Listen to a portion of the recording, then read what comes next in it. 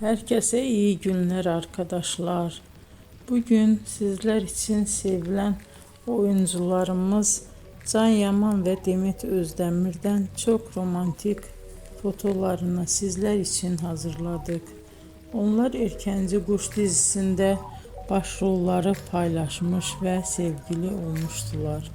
Ve dizi bittikte yollarını ayırdılar. Can Yaman İtalya'ya gitmiş. Orada yeni dizide rol almış arkadaşlar. Biz de sizler için onların en romantik karelerini hazırladık. Arkadaşlar kanala abone olup yorum yazsanız, videoları sona kadar izleseniz çok sevinirim. Hoşça kalın. Bizden bu kadar arkadaşlar.